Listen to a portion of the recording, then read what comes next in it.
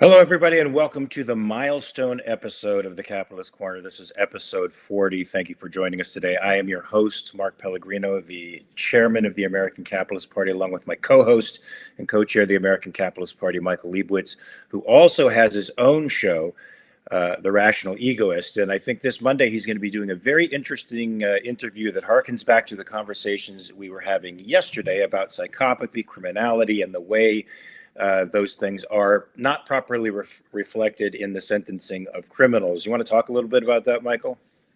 Well, the manner in which I normally get guests for the show is I think of a topic I want to talk about, and I'll Google experts on the topic, and I just send out an abundance of emails. So yesterday was no different. I wanted to have somebody on that's an expert in psychopathy. So I sent out a bunch of emails, and I got one back, and he's going to come on Monday for the discussion. The episode won't be out on Monday, but I'll do the interview on Monday. The episode will be out either later next week or the following week.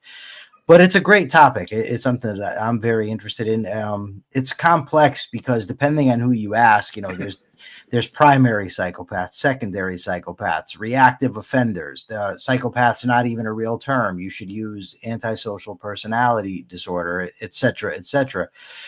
So there's just a lot to it. So I'm looking forward to have the guy come on the show and talk about it. It'd be great.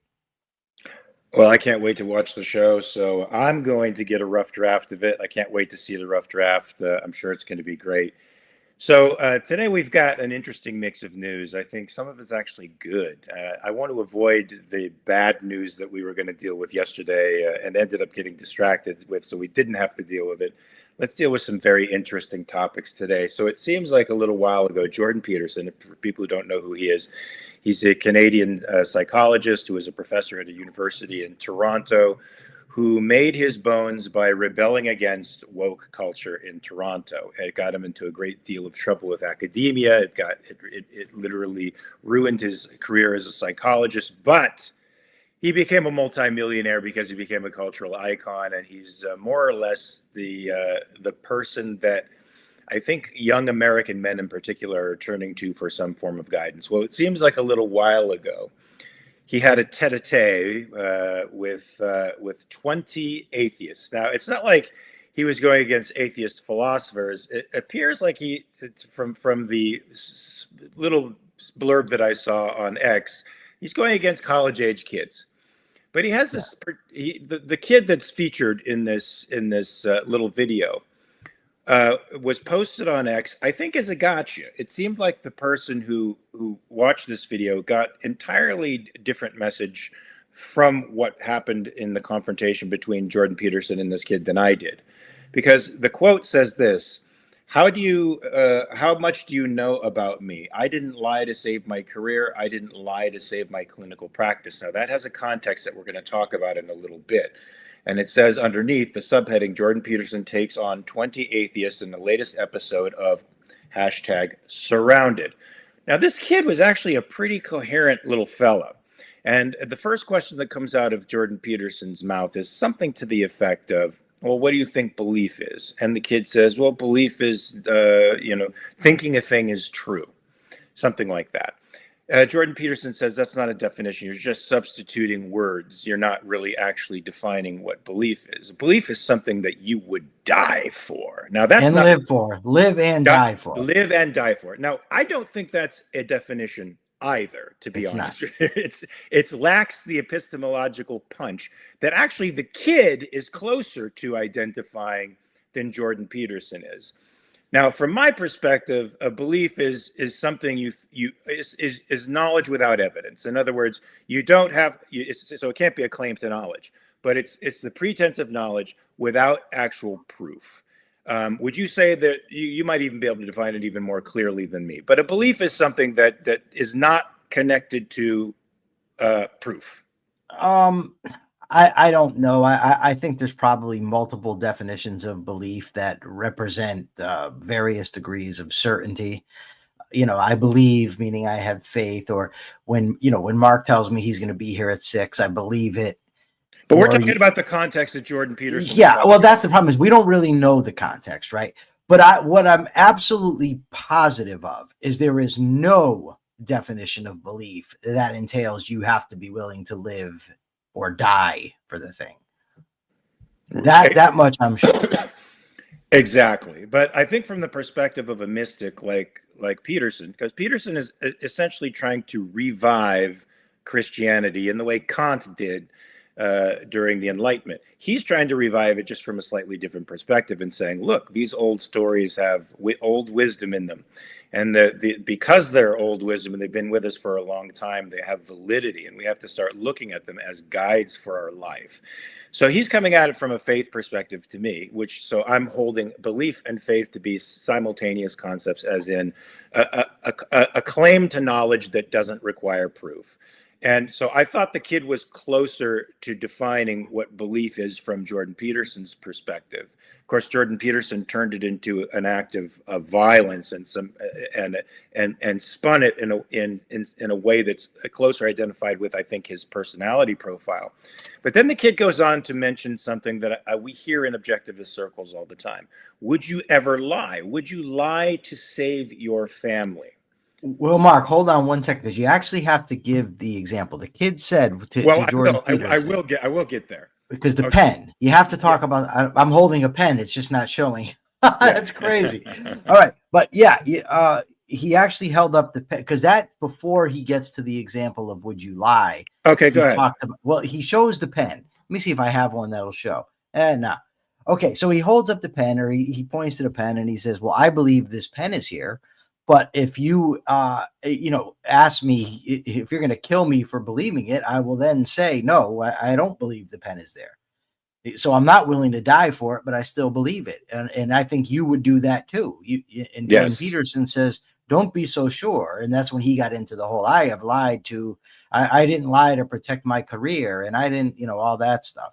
Well, then the kid goes further into a great analogy that I think objectivists often use when trying to illustrate the contextual nature of morality. And he says, you wouldn't lie really to, like, let's say you lived in Nazi Germany and you were protecting Jews in your house and the Nazis came to your house. You wouldn't lie to the Nazis and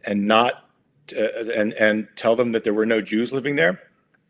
Jordan Peterson's response was an unbelievable layer of rationalization. It started with, I wouldn't be in that situation to begin with. Yeah. Well, and then he said, if you're steeped in sin, you're going to find yourself in these problems. Yeah, because weird. So when the kid says, but you're born in Nazi Germany, it's like where you're born and you find yourself in this unfortunate circumstance. You're doing the right thing and trying to do the right thing. Yet you're caught in this terrible moral dilemma based on the society that you live on. He said, well, to have gotten there in the first place, you have had to have been so steeped in sin. Right. Now, in what respect? And, because I'm sure there are a number of people that didn't see the political writing on the wall, as there are a lot of people that didn't see the political writing on the wall, don't see the political writing on the wall now. Now, you could make the argument they are evading certain types of reality, and that could be considered a quote unquote sin, since evasion is, I think, one of the main crimes that a person can commit against himself and others. But it was such an extraordinarily strange response to defend a deontological ethics that you should tell the truth no matter what the situation. Now, if you're not holding life as a value, if you're separating life value from the valuer, then such an ethics makes absolute sense. But if you hold life as a value, and then you understand that the Nazis are creating conditions under which life is impossible, and their tyranny, their force, their use of violence makes you not accountable to them in any way. You do not have to be truthful with people who initiate violence against you. You don't have to tell the robber where your money is. You don't have to tell the guy who wants to kidnap your children where your children are. You don't have to do any of that. In fact, it's anti-life, and this is what makes values contextual. This is what makes morality absolute but contextual. In other words, honesty is a great virtue. It's your epistemological connection with the world. It's your clarity with respect to what's going on. But telling the truth is contextual. In other words, it's valuable in every aspect of your life, except under certain circumstances where violence is used against you, where it's clear that telling the truth is going to destroy values and harm you. And we're not talking about like the Bachman types who just lie as a rule and have to continue lying because their whole life is a lie. So they're criminals and they'll get in trouble if they tell the truth. We're talking about innocent human beings who actually live for values and produce values who are being parasitized or harmed by other people. So his responses were so freaking unusual and so out of touch. He eventually told the kid to just bug off. He did that a couple times. There's a close connection, I think, with his epistemological method that it ties to his duty ethic view. And what I mean is that he has this view, it seems, that bad things don't happen to good people, right? It's Wow. true. It's true that if you do what's right in this world, you greatly, and by right, I'm defining right by the objectivist ethics, the virtues of honesty, productiveness, independence, justice, pride, and integrity, right? And valuing things like your own well-being, your rational faculty, purpose, self-esteem. If you live that way, you will increase your chances of success, but there's no guarantees, right? It's a matter of probability. You're greatly increasing your chances at thriving. I remember reading the book, someone sent it to me years ago, The Secret. And I remember, and I generally like positive thinking self-help books. I think that they do have a good place. But this book essentially was arguing that, or not arguing, just stating that everything that comes upon you is your fault. If it's not a result of something you've done, it's a result of something you think. And that's just palpably false and absurd. So Jordan Peterson is right in that if you do your best and you live a good life, you are less likely to end up in situations where you have to lie. But nothing in the world precludes you coming out of a concert late at night and some guy sticks a gun in your ribs and says, "Do you have $1,000 on you? I want it." And if you have it, you have now a choice to either lie to him or give it to him. And it's absolutely abominable to, one, sacrifice your value to such a guy if you don't have to. I mean, if he's going to kill you, then I would recommend doing it. But if all it takes is to lie to him, to reward that behavior is a gross act of injustice, and to give up your value is a gross act of injustice. But he doesn't seem to grasp that. He just seems to think that everything in this world is just a matter of cosmic justice, where everybody gets automatically what they deserve, and that's just silly. I put a post on Twitter because I'm not really familiar with Jordan Peterson outside hearing a few quotes here and there, and I know he's a Jungian therapist, and I'm familiar with Carl Jung, so I know what that is. But that's really not what he's famous for, right? He's not out there talking about inferior. Extroversion and introversion and your shadow self and the collective unconscious. He's talking about cultural stuff, and I don't know him much, but from this clip, my goodness, it's just terrible. Well, I mean, if he's a Jungian psychologist, this makes all of the mysticism in his thinking very, very clear to me. Oh yeah.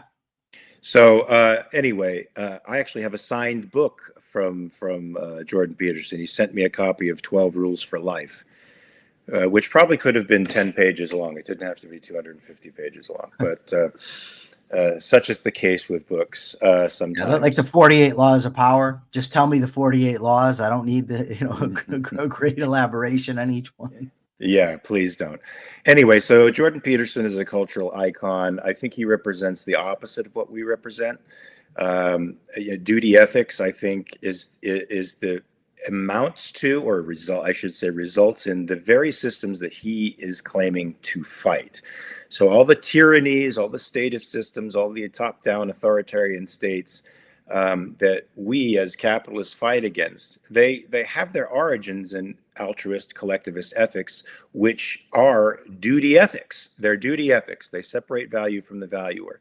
So Jordan Peterson inadvertently believes and practices the very type of ethics that results in the states that he is trying to fight against. And therein lies the massive paradox in the Republican Party that I think has been tearing them apart for the past 60 years, because they've claimed to be the conservators of classical liberalism while accepting collectivist altruist ethics, and it's been undermining them for the last 50 years. And we see the result of it today in Donald Trump, a nationalist populist with no principles whatsoever. And this makes him sort of a compassless human being. So he has no direction. Moral principles, folks, they're a compass for you. They provide you with the ability to navigate discrete situations with success. Trump, however, does not have that capacity, as evidenced by this next story in CNN Politics. Now, I have an injustice to report first. Oh, I noticed it about the same time, but Kat Sterling has pointed it out. Don't tell me. I know what it is. Go ahead. There's a significant deficit between viewers and likes. That means there's a lot of people not liking the show. Why is this?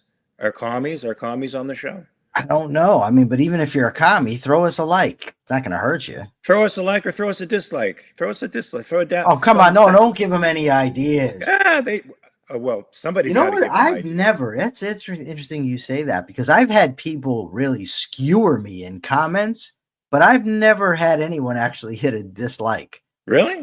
Yeah, it's very strange, because it seems to me that you could just hit the dislike and it would be a lot less effort. It's not. Yeah, it's not enough. No, they must really hate me. Like they feel like they really got to stick it to me. Well, you think if they really hated you, they'd vent and hit the dislike button. You could do that too. Yeah. But maybe they're actually lazy and I gave them too much credit for the effort and it's too much to do both. I don't know. Okay. Maurice S, hit the like button. Maurice, yes, hit the like button, baby. Hit the like button. We're about to talk about Trump now. Trump is apparently surprised at Putin's hubris. Now, I guess he considered himself a friend of Putin in the first administration and has bragged endlessly about the fact in his mind that this war never would have happened had he been president. Now, I'm assuming he thinks it's because it's his personality, it's his relationship with Putin, and also he's implying that Putin would have been afraid to have started the war with him in power because, of course, he's the big muscular Republican who's not afraid to use military force against anybody, and that would have cowed Putin into submission.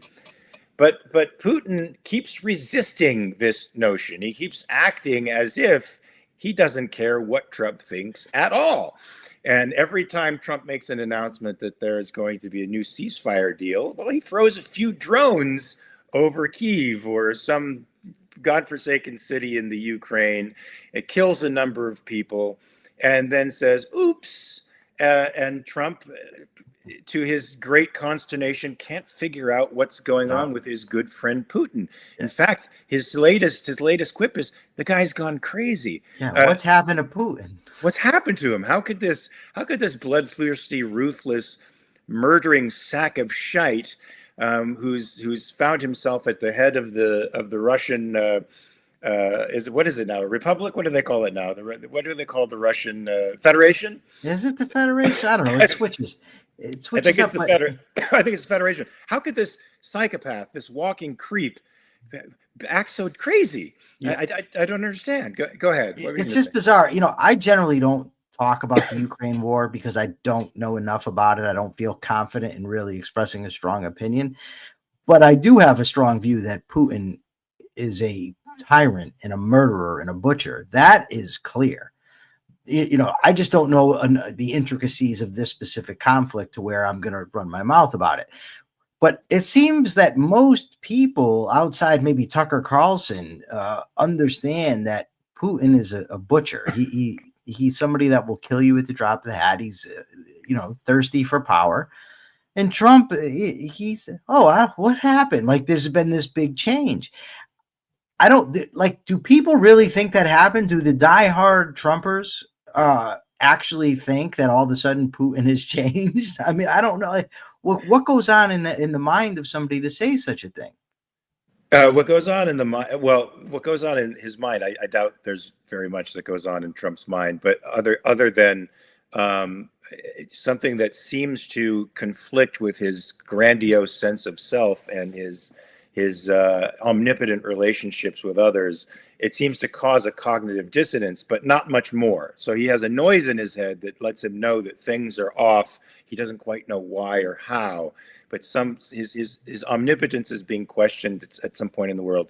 Yes, Putin is playing Trump like a fiddle and challenging him to do something about it. Now, I think there's only one way to deal with people like this. You know my opinion about bullies. There is now it doesn't work on social media, of course, because there's really no physical repercussions for bullies on social media, so they pile on, unless you want to waste the resources to track them down, find them, and then terrify them. Then that's fine. But if you don't want to waste those resources, it's worthless. But in real life, bullies like this, tyrants like this, respond only to overwhelming violence. That's what they understand. That's their language. That's the language Putin has used to subdue the Russian people, to knock out all of his competitors. He's murdered them all. He's murdered them all.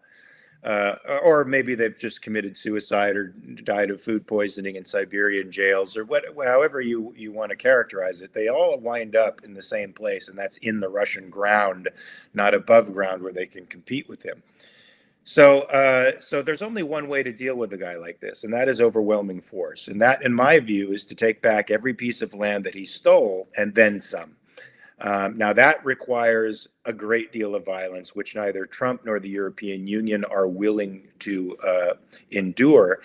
Putin knows this, and I think he's trying to take as much territory as he can before a peace deal is struck, so he can claim that territory he took is now his, and nobody's going to have the balls to push back against those borders. So I think that's what he's doing now. If there are any contrary thoughts on the chat, please let me know. There's a contrary thought inside my head. Go ahead. It's not so much that I disagree with you about bullies. It's that I disagree that this would be an effective way for the United States to deal with Putin. The Europeans in Ukraine, I don't think have the power to do what you're suggesting. I think that we do, but I think that Putin also has a nuclear arsenal that's rather large. And you end up with a catastrophe. War is hell, as has been said by many, many people. And I think it needs to be resorted to very, very carefully. And as of now, I don't think Putin is a threat to the United States of America. And I just don't see spending American blood and treasure to try to get rid of him, knowing that what's going to replace him, first of all, even if you could get rid of him. But also just the death and carnage that you're going to cause. It's just, I don't see the cost benefit assessment that says it's worth it. I don't know how it's in the interest of the United States to do all that. I don't think Putin is on the cusp of invading us or attacking us.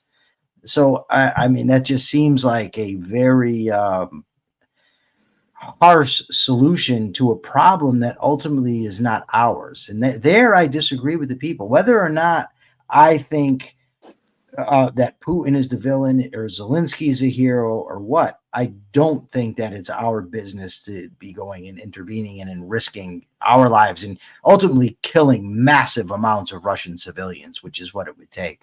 So I wanted to talk about what he said to Zelensky, but remind me to get back to that in a minute. Here's the problem, my friend.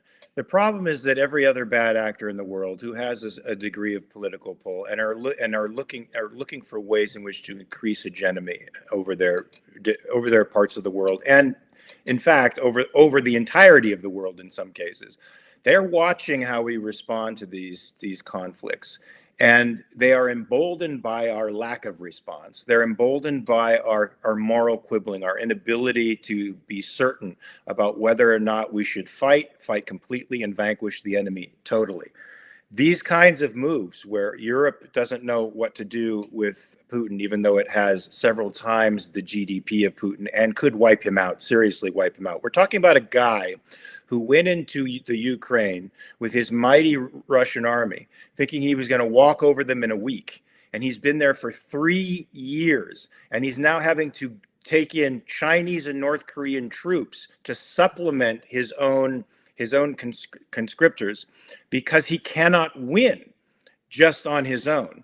He's importing Iranian and Chinese arms. He's in a wartime economy right now, which means he's not in a productive economy. He's making things that are going to get blown up and broken.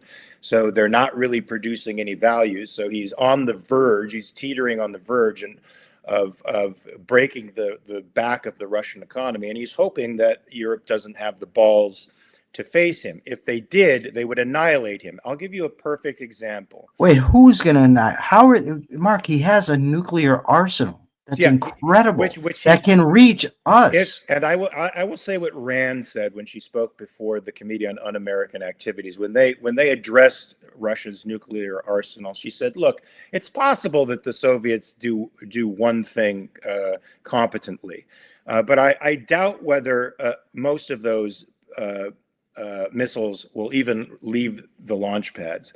And we saw something similar with Iran. The great tiger, Iran, that everybody feared, turned out to be nothing but a paper tiger.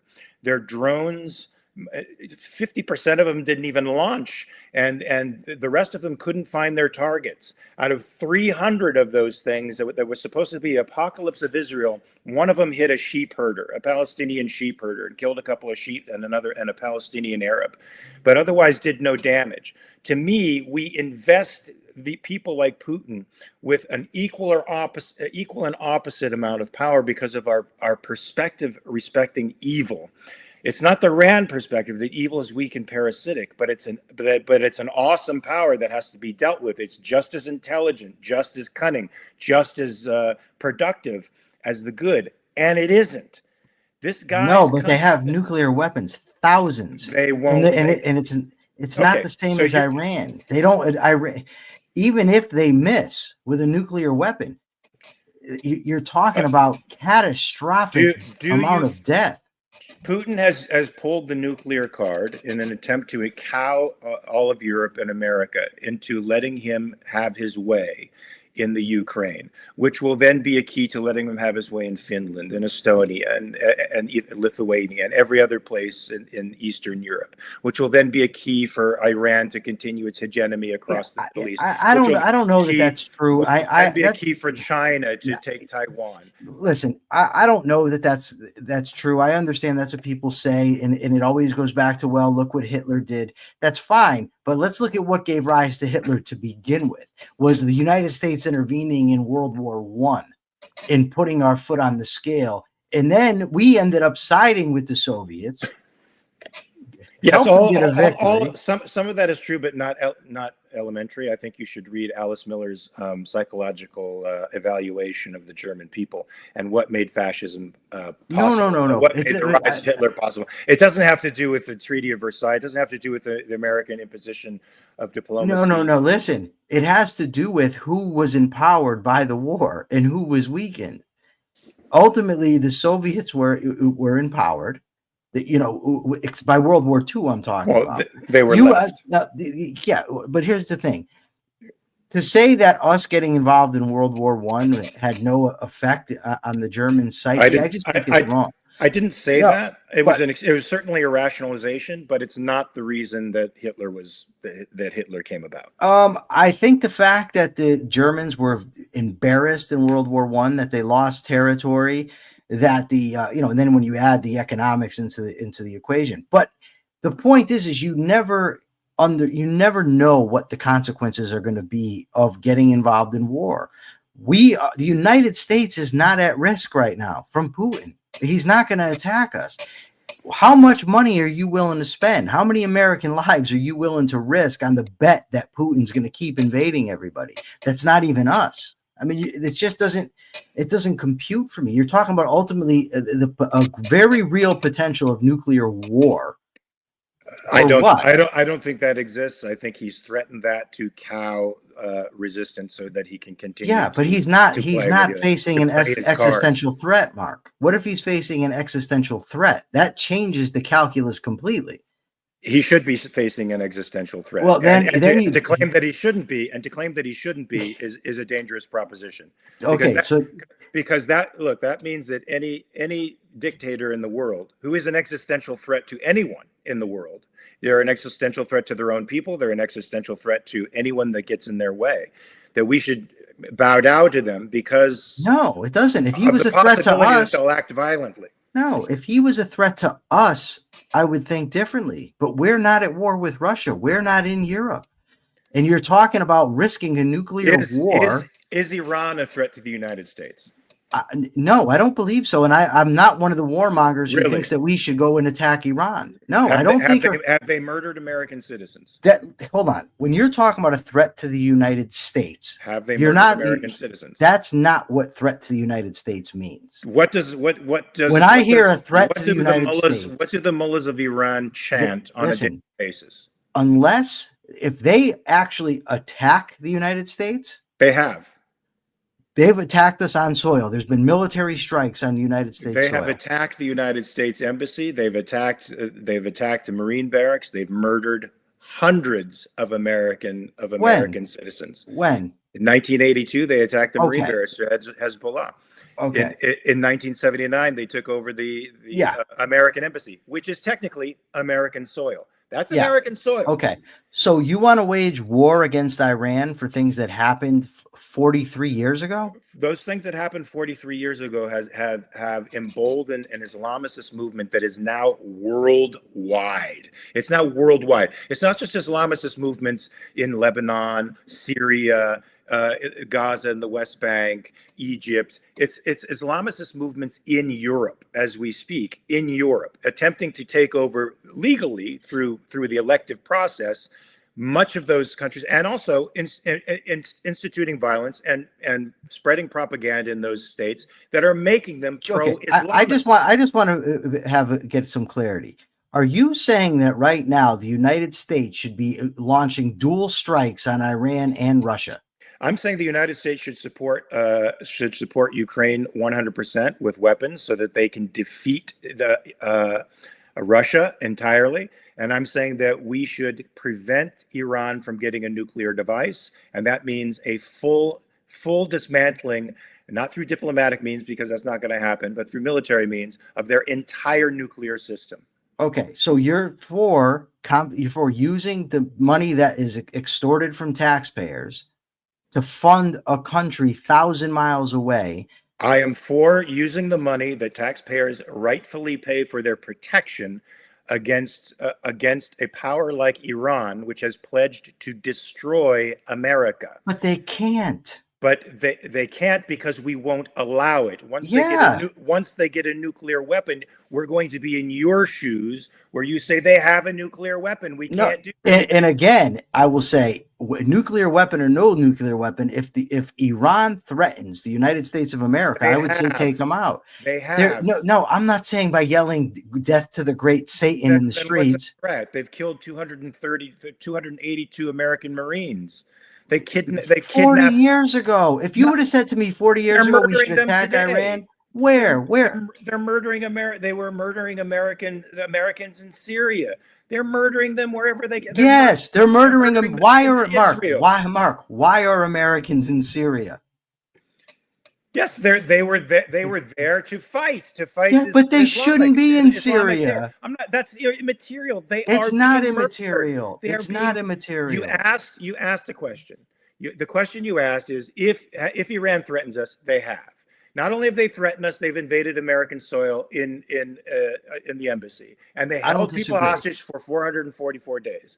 They've invaded American territory in the form of in the military bases, where they have murdered military personnel.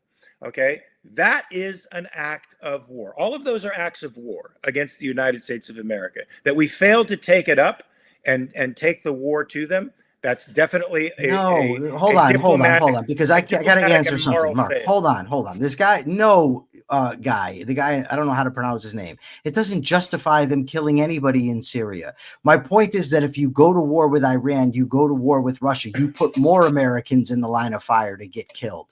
That's what I'm saying. All I can say is this, ultimately. if you think that the United States should be going to war, first of all, we couldn't afford a war with both Iran and Russia. That's the first thing. How, on one hand, do we constantly talk about deficit spending and then advocate this? You can't do this. Financially, we couldn't afford it. Secondly, if these countries have not attacked us, and you're going to... They have. Russia's attacked us? Yes, they have. No. Where? Well, Russia hasn't. Iran has. That's what we were talking about. Iran has attacked American citizens. They've attacked them. They also have funded. They've funded groups that have attacked American citizens and inspired lone wolves that have murdered American citizens on American soil. They have served as an inspiration for Islamicist terror, which has spread across Europe. Russia? No, Iran. I'm talking about Russia. Well, I'm talking. That's what about the whole Iran. thing started about, was Russia. Yeah, that was the initial thing. Russia needs to be stopped. A man like Putin needs to be stopped. Now, we could differ as to how that is done, but he needs to be stopped. At the moment, America's dealing with sanctions, isolating them financially. I think all of that is good too. They should be isolated financially. The world should cut itself off from Putin so that he has no resources to turn to. What about other dictators? China. Should we go to war with all of them? No.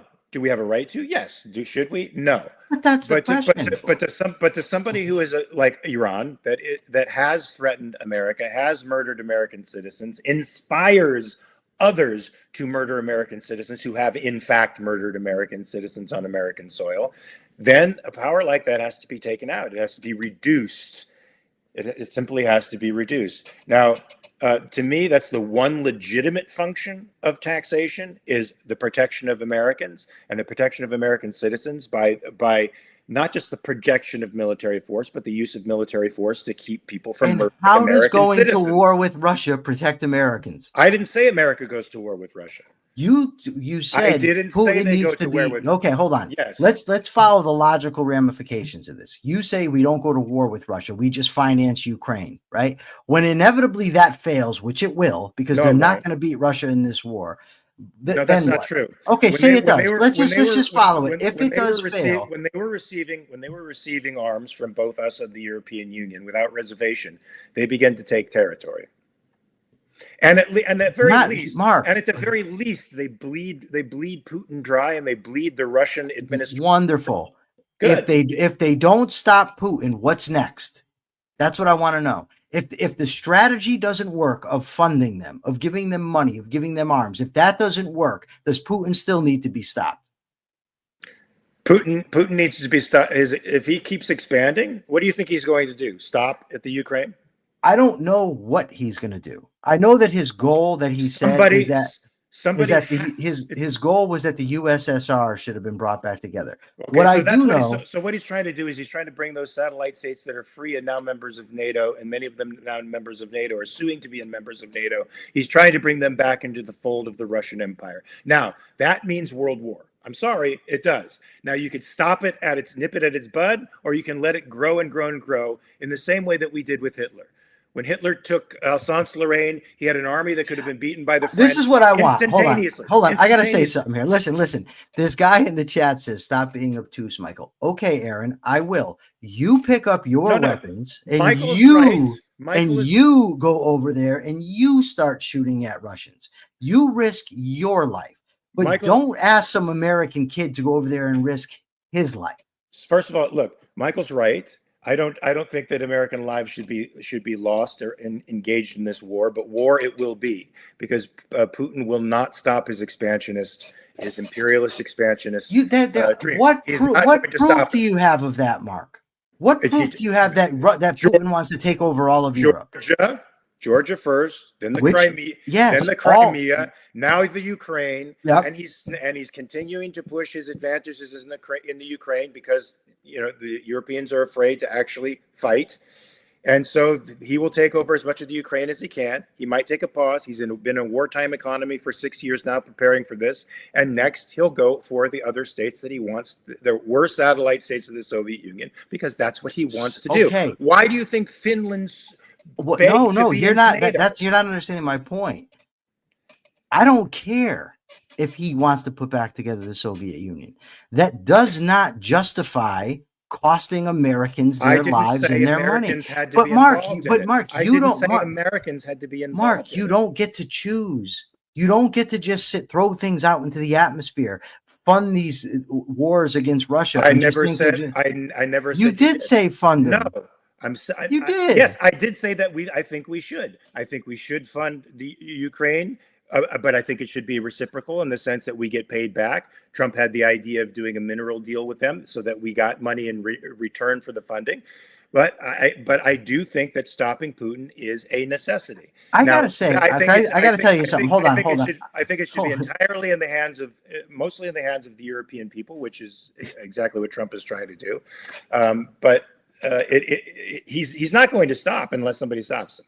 Okay, so Akira Felix, and this type of thing, I got to say, I like Akira Felix a lot, but this type of comment drives me absolutely insane. Akira Felix says in the comments, Michael, Putin does want to reunite the Soviet Union. I know, Akira, because that's what I said 5 minutes ago.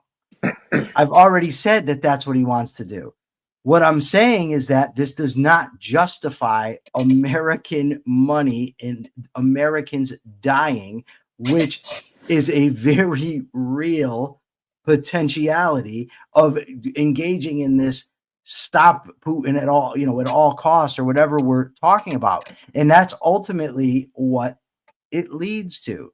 This, like Aaron here, this is the thing. Okay, stopping Putin or any aggressive expansion doesn't mean costing lives.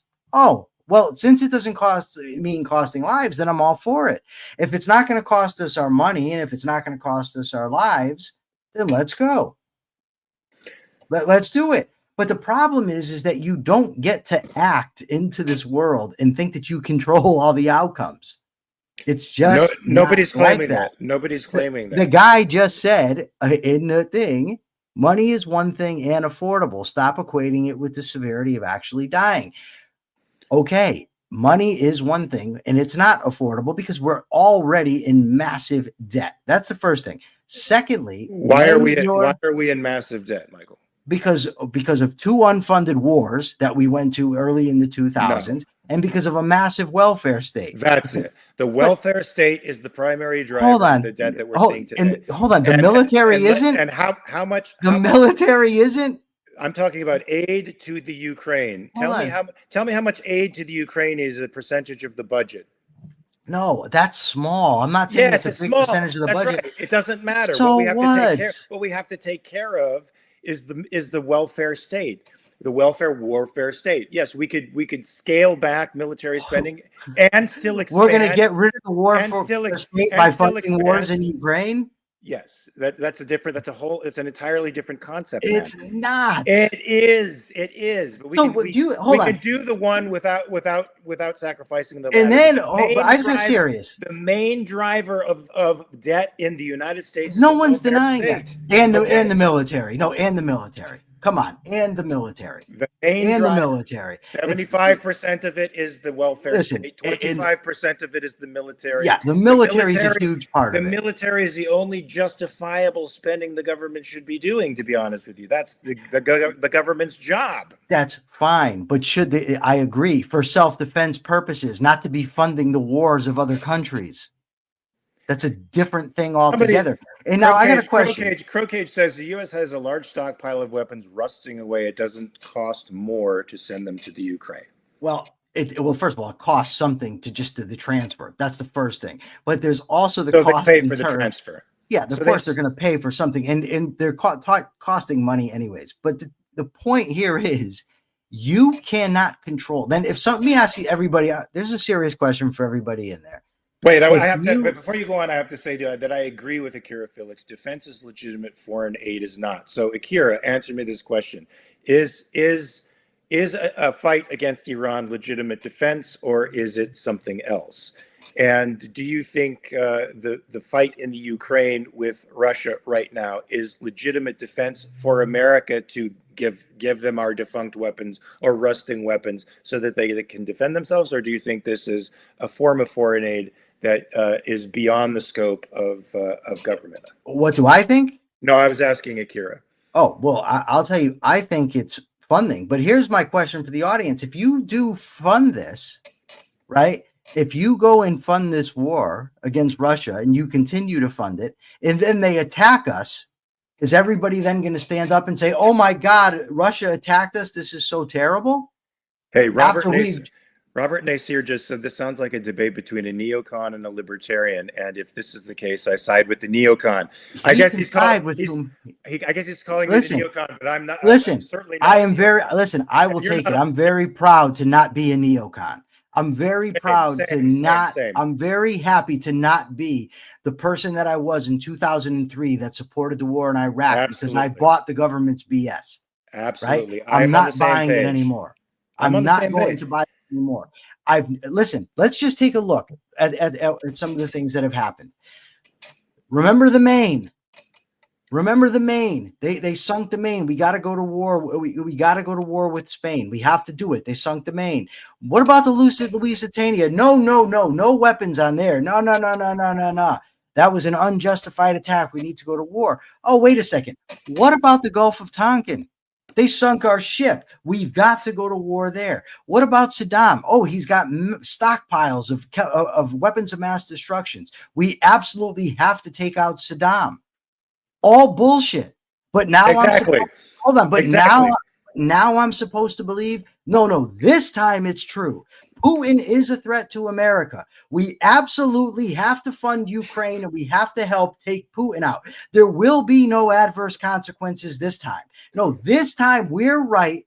This time it's going to work. And this time we're not going to end up bogged down. Let me ask you why would I ever believe such a thing? Let me ask you something. Putin out of his own mouth threatened the world with nuclear war. Should America or NATO get involved in this? Yeah. Now, okay, so is that a threat? Is that threatening hold on. Yes, it's a threat. If you attack me, I'm going to attack you. Yeah, that's a threat. Yeah. He's attacking people. He's not attacking us, Mark. He's saying if you defend this country, if you send them weapons, if you defend your friend, it's like somebody in a bar going, look, I'm killing this guy. I'm killing your buddy. I'm going to kill this guy. And if you could jump in, I'm going to kill all the rest of you. I mean, come on, man. Do you think this bad actor shouldn't be taken out? No, I think he's a horrible human being. I think he's a dictator. And I think it would be good if the Ukrainians took him out. I also think that it's not in the interest of the United States to go and fight them. Yes, I didn't say that the United States should go and fight them, but this is the type of stuff I just can't brook. This guy, Aaron, can't believe how stupid you are, Michael. Aaron, I got a challenge for you. I'll bring you on the show to debate me on any topic you want, and you can test how stupid I am. Aaron, I got to say something too. I got to say something. We can do that, Aaron. Just send me the message. Aaron, I got to say something. Michael's one of the smartest people I know. I respect Michael very much. I learn a great deal from Michael. He's not stupid. And everything he's saying right now, there's a lot of it I agree with. Some of it I'm just being a bit of Aaron hasn't responded to my challenge. I'm wondering what is happening. I'm just being a bit of a contrarian, but there's also a part of me that hates bullies and thinks bullies need to be put in their place. Aaron, send me your information. Send me your information, Aaron, and we will debate. But it won't be a nice debate, where we're yelling like Mark and I do. It'll be a debate where you can speak for a limited amount of time. Each person gets to make an opening statement. Each person gets to make a reply. We'll do it. But I don't want to debate this topic. I'm being a bully? No, you're not. You're not, Michael. You're not being a bully. Michael is not being a bully, so stop calling him names, folks. I'm having a good time sparring, and I'm actually having a good time listening to watching people's opinions on this. America hasn't had a good foreign policy since World War II, says Akira Felix, and many objectivists pretend America is no different from back then.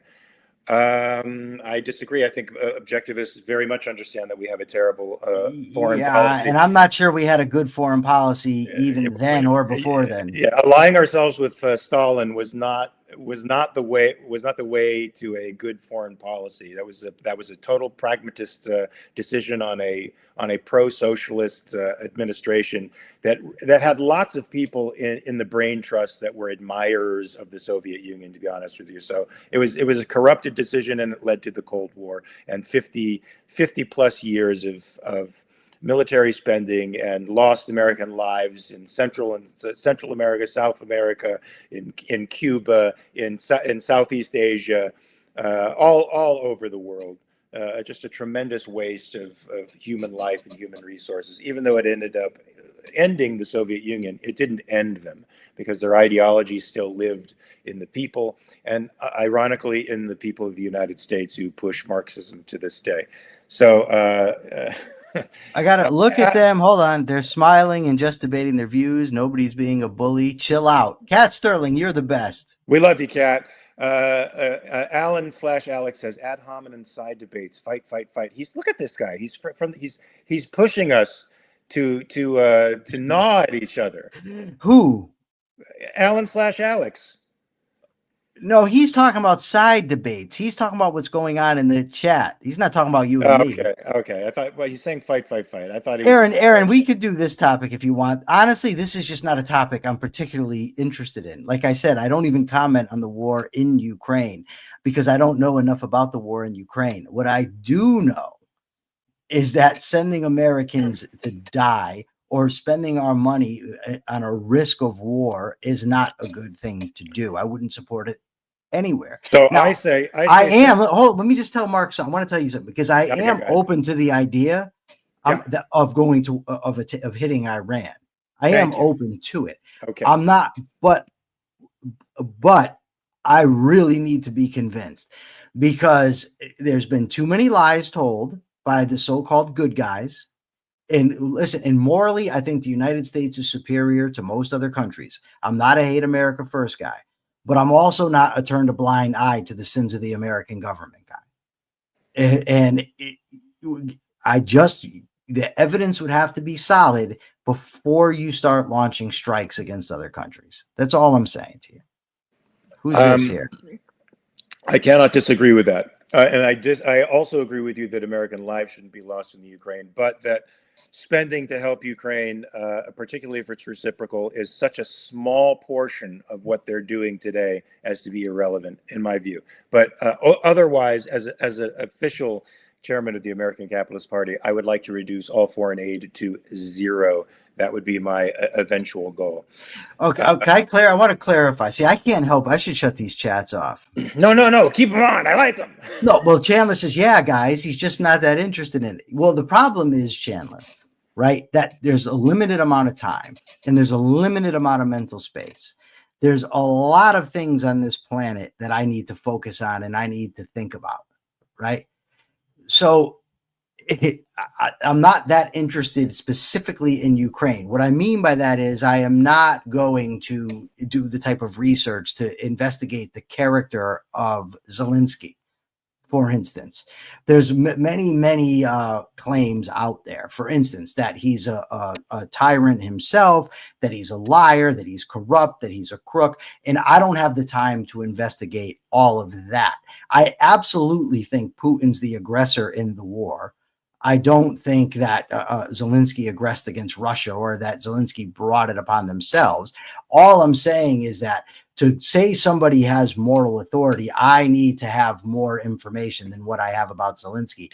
And I don't have enough time to go investigate it. And he also mentioned, Chandler, that I'm going back and forth between concretes and abstractions. That is actually the appropriate method of thought, is to go between abstracts and concrete so that you don't lose sight of your principles on one hand, and on the other hand, that you don't just get stuck out in the world of principle. Exactly true. The very principle that I'm speaking of here is self-interest and the overall self-interest of the American people, which I do not think is served by fighting a proxy war against a nuclear power. And I'm not going to pretend that there's no potential for serious adverse consequences. At least you've conceded that Iran, if proven to be the devil that it is, should not get a nuclear weapon, and that should precipitate some form of military response just to protect America, since we are on the list of Iranian targets, and they already have been killing us through their proxies, their funded proxies. I think we found our communist, though, Michael. Yeah, we have him. But his name's Gussie Garo. I think he's trying to take advantage of a He can be here. He's all right. Oh, but he says capitalism is over with. Oh my God, this dude Aaron, and here's the thing, and this is what I love, right? He keeps calling me names, to which I can't respond in kind, right? First of all, I'm just not into that. Like I generally don't do that. But he says, if you're not serious about this, okay, let me clarify for you one more time. I'm going to talk extra slow. I'm not serious enough about it to investigate in depth the character of Vladimir Zelensky, his history, his intentions, his corruptions. And I got news for you. Mark hasn't either. And I would be willing to bet that probably most of the people in the comments haven't done so. I don't need to have a understanding. Let me put it this way. Even if Zelensky was the most upright human being on the planet, even if Ukraine was a capitalistic paradise where everybody's rights were protected, where they weren't resorting to conscription, right? If it was wonderful, I still would not support the United States risking going to war with Putin in order to back them. So I don't need to be serious about learning about the history of Ukraine to understand actions have consequences, and often those consequences are unanticipated. We have an entire history of the planet to demonstrate it. We have the last 25 years in this country alone to demonstrate it. You take out Saddam, you give rise to Al Qaeda in Iraq, you give rise to ISIS. And each step along the pathway, you know why you say, let's take them out. We got to take them out. We got to take them out. You know why that was. You know why that was. Peikoff went on O'Reilly back in the days before he was banned and said the real enemy is Iran. He said that since the 90s, and he was right. And had they taken Iran, who serves as the inspiration to all these Islamist terrorists around the world, the ones who took out killed innocent for Al Qaeda. For Al Qaeda, yes, for all of them. Hold on. So wait a second. So the Wahhabi Muslim Al Qaeda was a result of funding from Iran. I'm saying all of them got. No, I didn't say they got their funding from them. I said they took their inspiration from the Islamic Republic of Iran, from America doing nothing in the face of multiple attacks from the Iranians against Americans. They did nothing. The West did nothing about it. And they've taken this as a sign that they could continue their Islamic jihad around the world, which is what they are doing.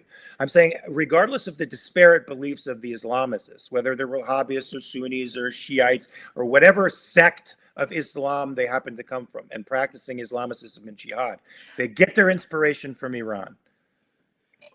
And that's why Peikoff said Iraq was irrelevant. Iran is the real one to hit. You take down Iran and the rest fall. Okay, that wouldn't have gotten rid of Russia.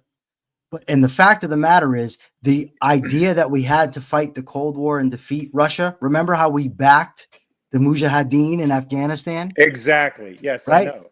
And so what I'm saying is, it's simple, that you don't know the consequences. Like a guy says, you have to think long range. Thinking long range would have been to understand that you don't empower the Mujahideen Wahhabi Muslims in Afghanistan. Well, but look, thinking ahead would have understood that it's not in our interest to take out Saddam Hussein. Listen. The reason we funded the Mujahideen was because Reagan had a myopic foreign policy. His foreign policy was take down the enemy of my enemy is my friend. Provided they are anti-communist, they are going to be our friend, irrespective of what the rest of the context was. He dropped context entirely in his alliance with the Mujahideen, and that gave us Osama bin Laden and 9/11. Okay, and that's what every administration has done since. They're like bad jiu-jitsu guys who are myopically focused on one technique, and they're missing all the other open doors in context. Who's the president right now? I'm just curious. Who's the president? Trump, correct? Yes, correct. And are you confident that in advocating what you're advocating, that Trump would not be myopic? Oh, no. What about Biden? Would Biden have been myopic? Biden wouldn't be conscious. Okay, what about Kamala? You think Kamala, let's say that Kamala supported your position. Would you trust Kamala? I don't think Kamala would support my position. I don't think she has positions to support. Whoever it was. The only position she supports is the missionary position. That's fine and dandy, but the fact of the matter is that you're depending on the politicians that actually exist to carry out these policies. Yes, and that could potentially be a disaster. Ironically, I'm writing a paper about this, so we'll be able to discuss. I agree with this Crow Cage guy here. We should not be funding anybody. I don't think that Trump should be kissing Putin's ass the way that he does and saying he's great. He says the same thing about Kim Jong-un.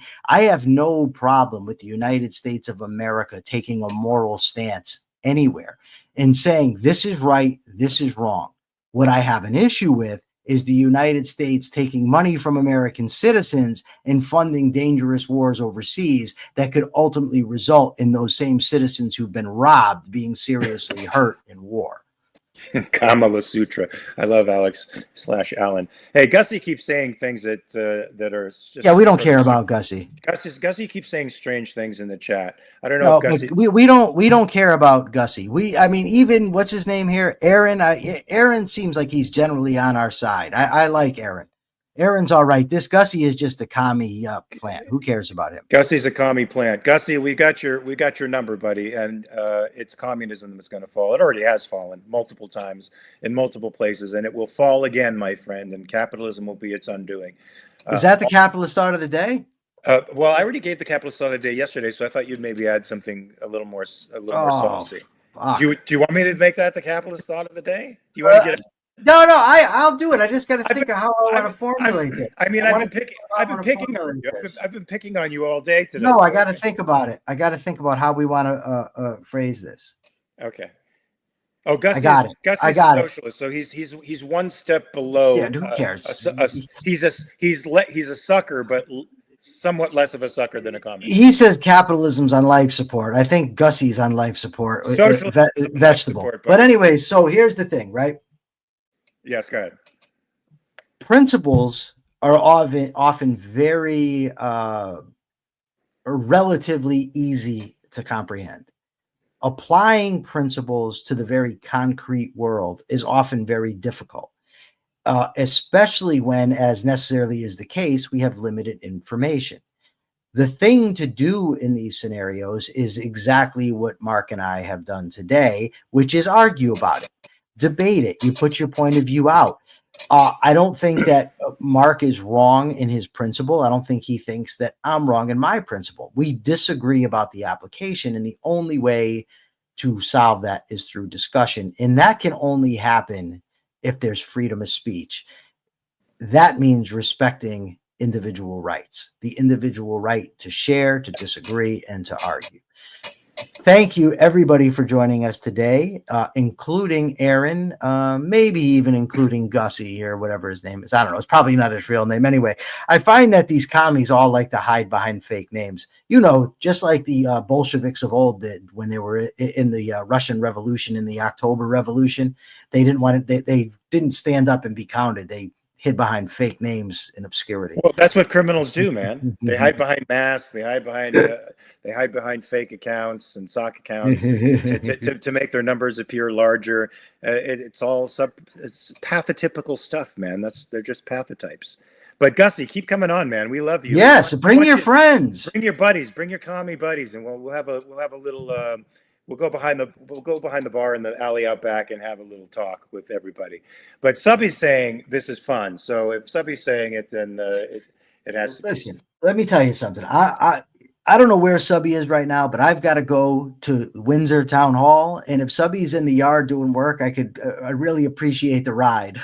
I don't want to have to drive. All right, Gussie's taking us up on the alley behind the back. So Gussie, you know where we'll be tomorrow. We'll be here, same bat time, same bat place, 9 a.m. Pacific, 12 p.m. Eastern Standard Time.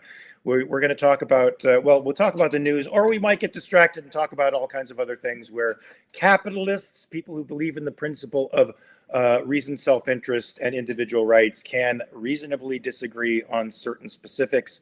and still be friends about it. That's right. Michael is my friend. He's one of my ride or die guys.